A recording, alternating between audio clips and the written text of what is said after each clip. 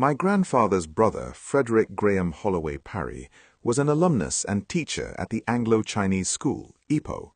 He was active politically and in civil society, being president of the Perak Eurasian Association, a member of the Perak Advisory Council, and chairman of the Malayan Democratic Union, Perak Branch.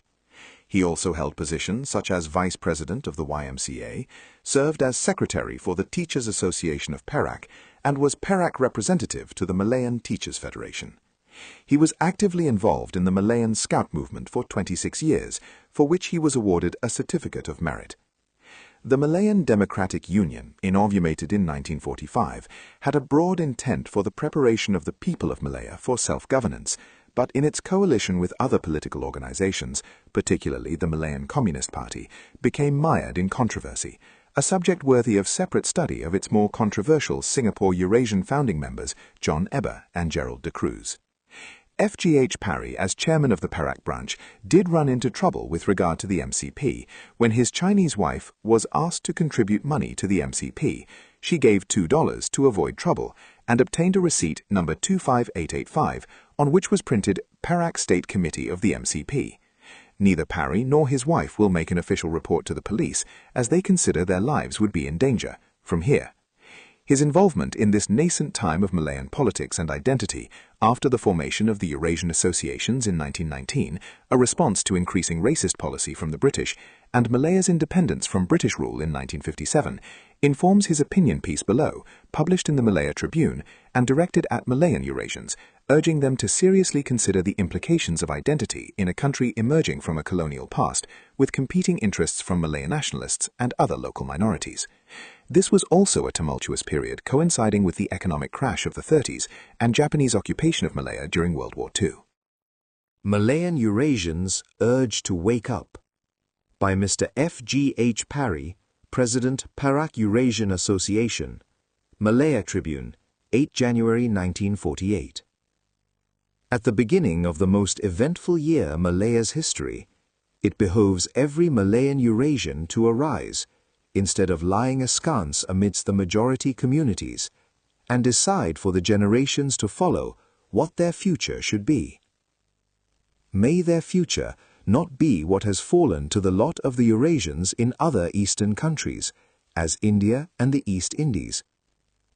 What those in India have experienced should not be what lies in store for the Eurasians in Malaya of the future. If this happens, the curse will be upon us, who have been afforded the opportunity to avoid such a state of affairs. The Anglo-Indians, i.e. the people of mixed European and Indian blood, constitute 1% of India's 400 millions, and before 1815 were known as Eurasians. No Anglo-Indian has the same chance in the army as a European or an Indian. The European represents England and the Indian, India. But the Anglo-Indian is representative of nothing. All the big political and administrative jobs are reserved for the Indians and the British. The Anglo-Indian has not even the right to apply for them. These people have cut themselves off from the British and Indian communities and formed their own minority. Not British subjects. In 1791, any person, the son of a native Indian, was debarred from employment in civil, military or marine services of the East India Company. In 1795 came another debarring of all persons not descended from European parents on both sides from service in the army, except as fifers, drummers, bandsmen and farriers. In 1806, Viscount Valentia, reporting to the East India Company, said that the most rapidly accumulating evil of Bengal is the increase of half-caste children.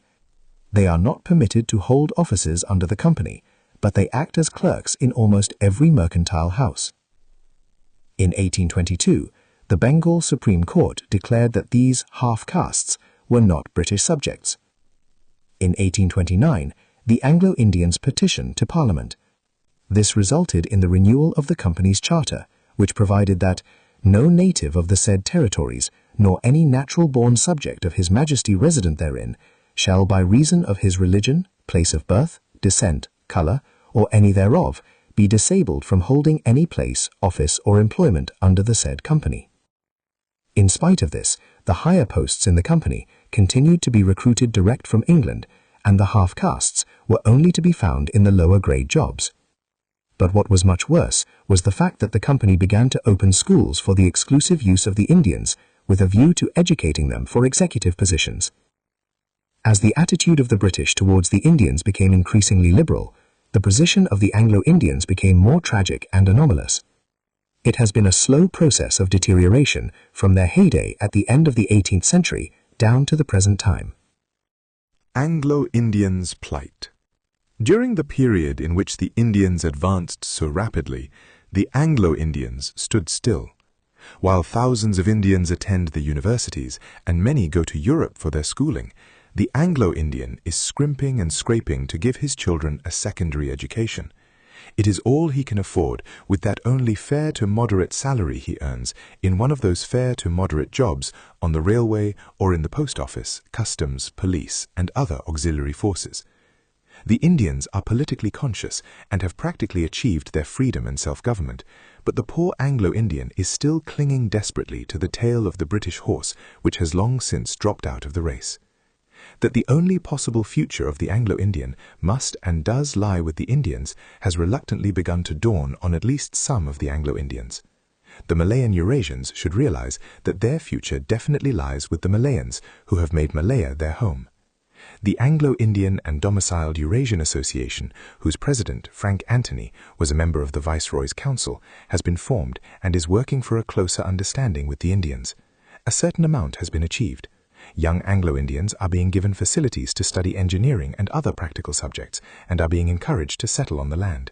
It is also significant that the politically conscious Anglo-Indian Monthly has trebled its circulation in the last 3 years. Slow progress. All this is a step in the right direction, but any kind of general progress is still appallingly slow. At the other end of the scale is the Britasia League, who propose to emigrate to the Andaman Islands when the worst comes to the worst.